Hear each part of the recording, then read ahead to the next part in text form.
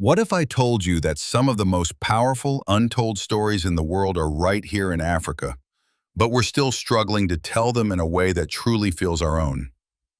In recent years, African cinema has undergone a long overdue awakening. But even with all this momentum, one stubborn question keeps following us around like a shadow. What actually makes a story feel local? Is it the location, the language, the cast, or is it something deeper, something embedded in our lived experiences and cultural truths?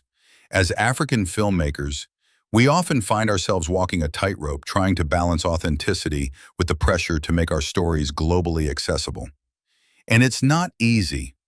Kenyan cinema, in particular, sits right at this crossroads. We've got the talent, we've got the stunning landscapes, the rich languages, the tools to make magic. Yet somehow, many of our films still sound like echoes, trying to be heard in someone else's voice, following global trends instead of digging deep into our own truths.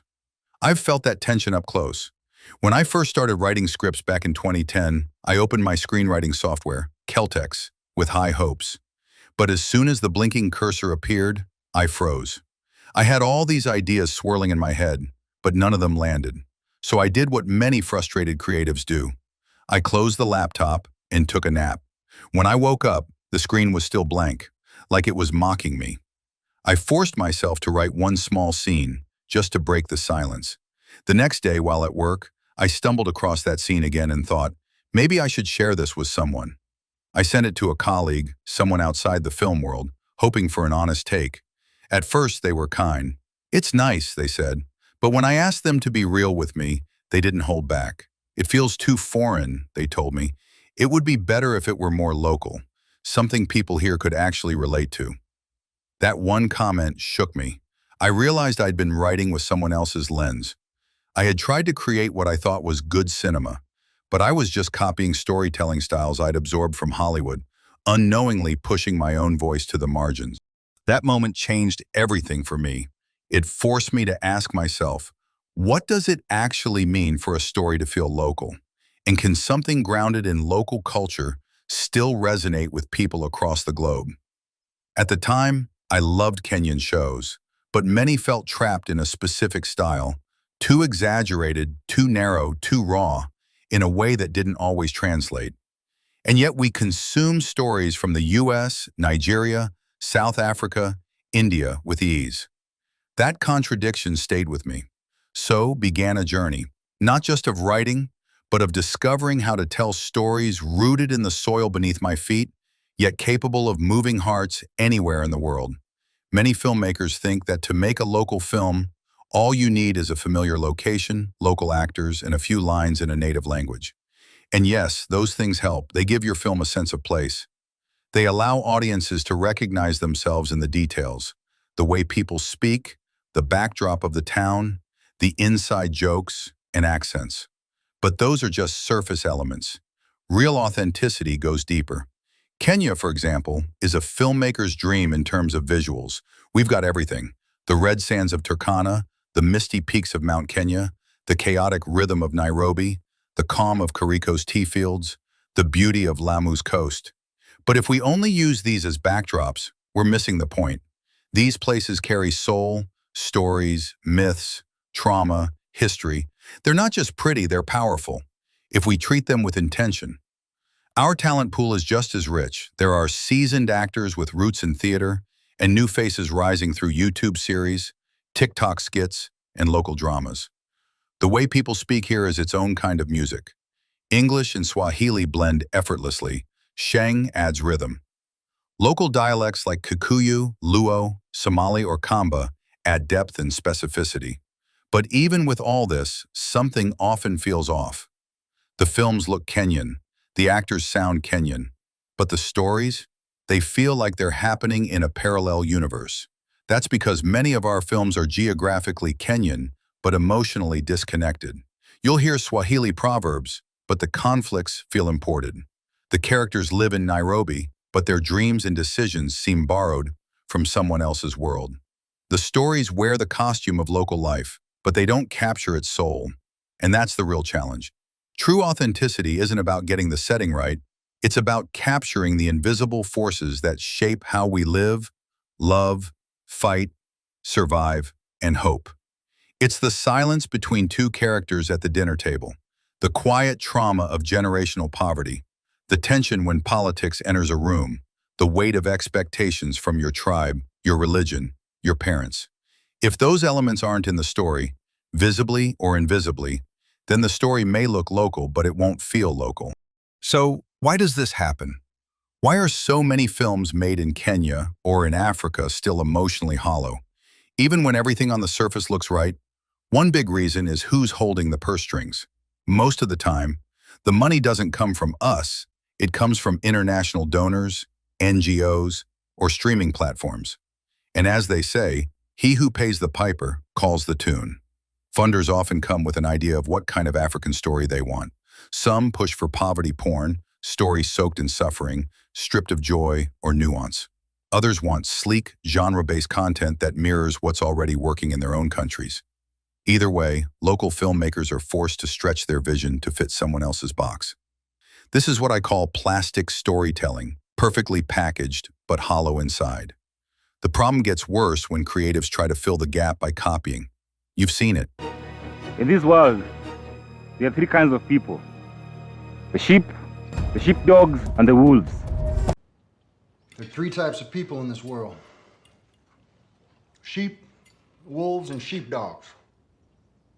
And then there's the issue of experience. Many filmmakers are talented, but they haven't been given the space or support to study the craft of storytelling deeply. Some come from journalism, others from theater or digital content. But screenwriting is its own beast. And when you don't know how to tame it, you fall back on what you've seen, which often means foreign films. So you patch together borrowed characters, borrowed tropes, and end up with a story that's technically fine, but emotionally empty. Even those with writing experience can miss the mark if they don't have cultural proximity to the world they're writing about. Writing about a street kid in Mathare isn't about guessing what poverty looks like. It's about knowing the beat of that kid's day, their slang, their swagger, their shame, their hunger, and their hope. That kind of detail doesn't come from Google. It comes from lived experience or deep immersive research. So what's the solution? 1. Copy principles, not products. If you find yourself deeply moved by a film, don't copy what you see on screen. Study what lies beneath. What is it about the story structure that pulls you in? How are stakes raised? How are characters developed? You don't need to mimic Breaking Bad, but you can understand its narrative spine. A character with a high-stakes secret, shifting alliances, moral decline, and psychological transformation. Apply that structure to a different story, say a Nairobi pharmacist who turns into a corrupt supplier of black market medicine, and suddenly you've created something familiar in structure, but uniquely Kenyan in flavor. This is how you remain original while still building on universal storytelling wisdom. 2. Stay true to cultural experience. While human emotions are universal, the way we express them is culturally specific.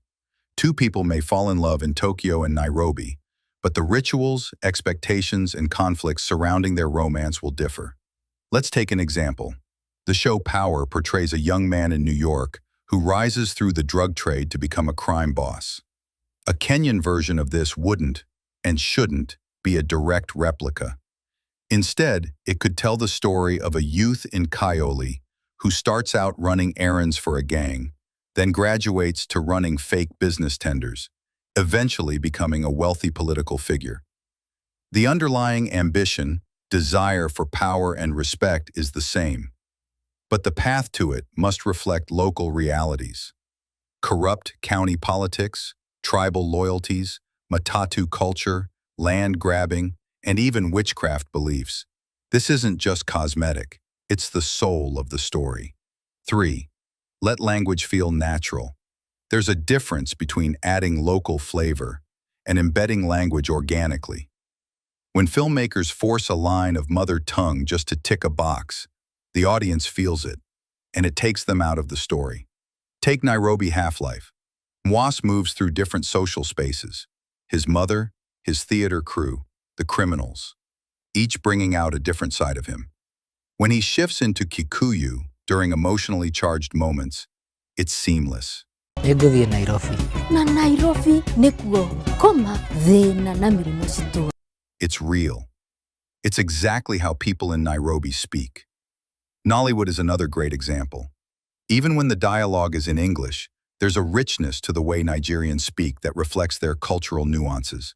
Their body language, idioms, and rhythm of speech are never diluted for external consumption. And that's why their stories often travel well, because authenticity is magnetic. At the end of the day, authenticity isn't about sprinkling in a few Swahili lines or shooting a scene in Kibera.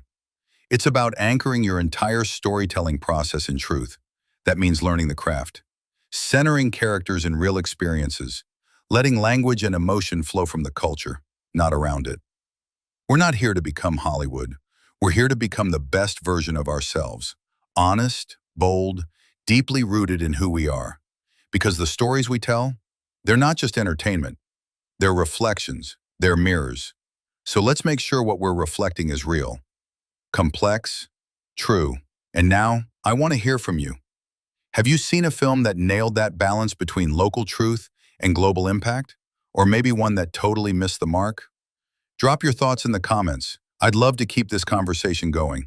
And if this message spoke to you, share it with a fellow filmmaker. Let's raise the bar for African storytelling, one honest script at a time.